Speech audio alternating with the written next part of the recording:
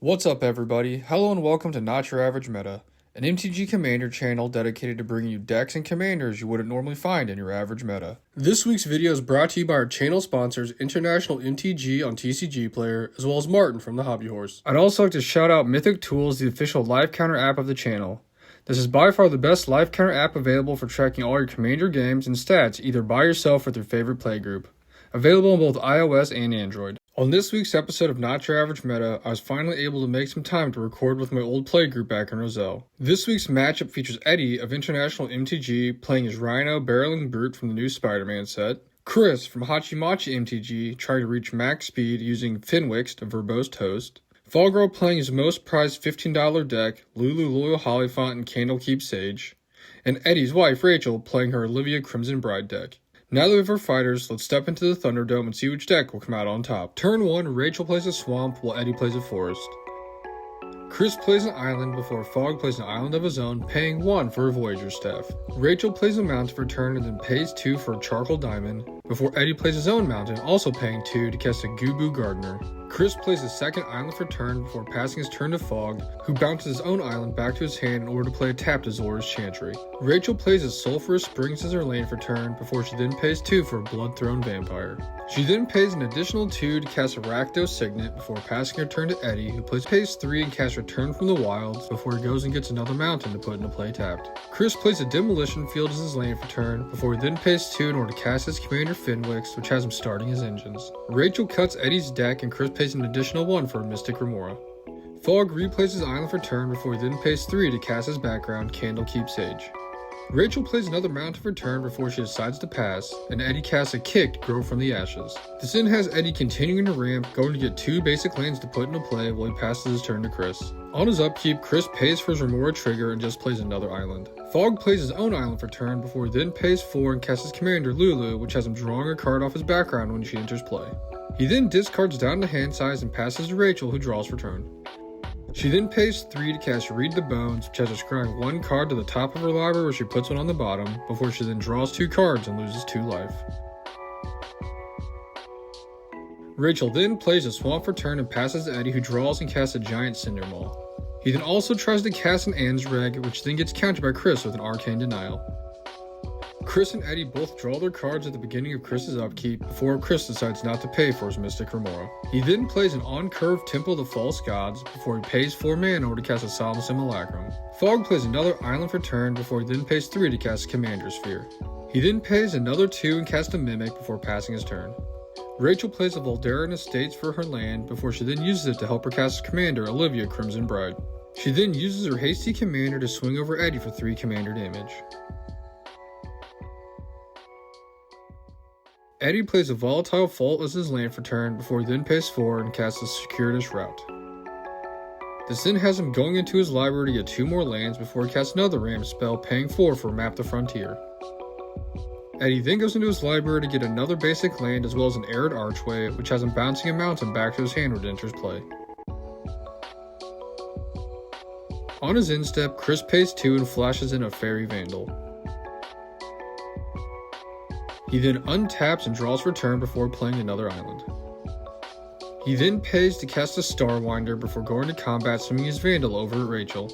Rachel then takes her damage and Chris goes up 1 speed, which has him drawing a card and putting a 1/1 counter on his Fairy Vandal.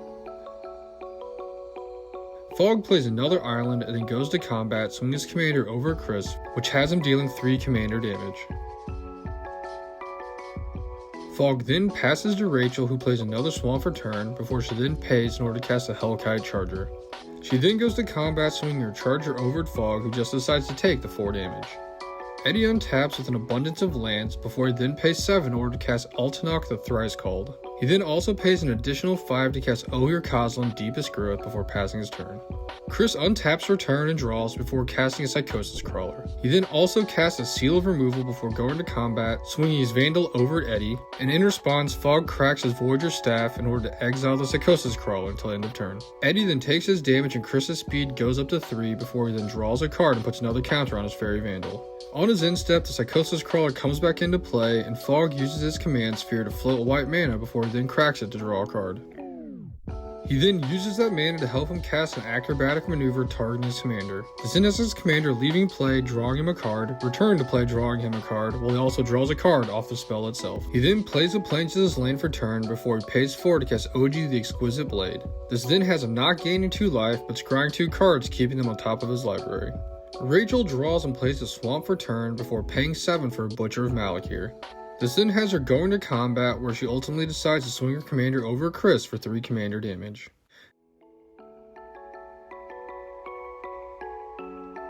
Eddie starts his turn and then pays 3 in order to cast a Reclamation Sage, using it to blow up Fogg's background. He then pays an additional 6 to cast Spider-Man Miles Morales, which has him putting a 1/1 counter on each of his creatures when he enters play, as well as giving him trample until end of turn. This then has Eddie deciding to go to combat, choosing to swing one of his giant creatures at each of his opponents in order for it to be fair.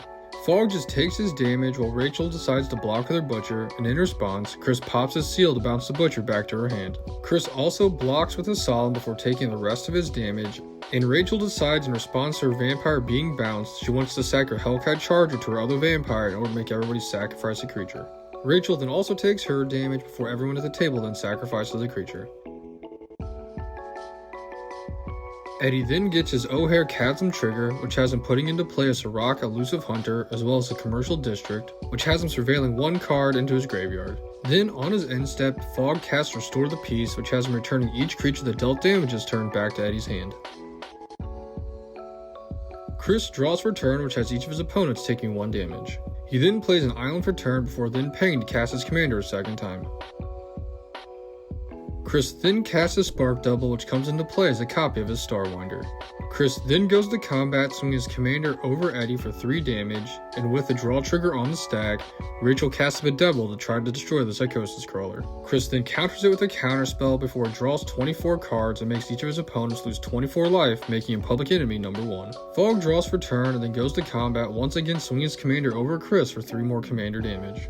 He then sacks his Mimic for a white mana in order to help him cast an Elite Guard Mage, which has him gaining 3 life and drawing a card when it enters play. Fogg then plays an Island for turn before putting a 1/1 counter on his commander and untapping him. Rachel plays another Swamp before paying 3 for Hazaret's Monument. She then pays to recast her Butcher of Malakir, which has her drawing a card and discarding a card off of her monument. She then goes to combat, swinging her commander over Chris, which has her bringing back her Hellkite Charger from her graveyard, also coming into play attacking Chris. Chris then takes all of his damage. In her second main phase, Rachel once again decides to sack the Hellkite Charger to her other vampire. This once again then has each of her opponents sacrificing one of their creatures. Eddie untaps and then draws for turn before finally paying to cast his commander Rhino. Fogg then tries to help find an answer to Chris by responding and casting a Find a Villain's Lair. This then has him drawing 2 cards and discarding 2 cards, before Eddie then recasts his giant Cindermaw. Eddie then goes to combat, swinging all of his available creatures over Chris. This then triggers his Spider-Man Miles Morales, which has him putting a 1/1 counter on each of his attacking creatures, which also gives them trample. Chris then declares blocks, and in response, Eddie casts a bulk up targeting Miles Morales in order to double his power until end of turn. He then also pays to flash it back, doubling his power once again, and in response, Fogg casts a Getaway Glamour, choosing to exile the Psychosis Crawler in case Chris tries to do anything funny. This then gives Eddie enough trample damage to take Chris out of the game, and he passes his turn over to Fogg. Fogg plays his second Plains for turn, before he then goes to combat, swinging his commander over Eddie for 4 commander damage. In his second main phase, Fogg casts a Spider Bite, which has him bouncing the Butcher back to Rachel's hand once again. Finally, Fogg pays 4 to cast his favorite card, Cone of Cold. This then has him rolling a random d20, hitting a 9, which has him tapping down each of his opponent's creatures. Rachel untaps and then draws for turn, casting Zagras, Thief of Heartbeats. Fogg then responds to this by casting a Bluster Squall, choosing to tap down her commander.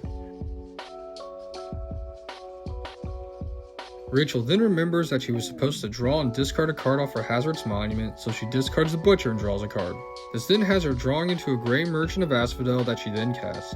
This then has each of her opponents losing 5 life while she gains 10 life, winning her the game.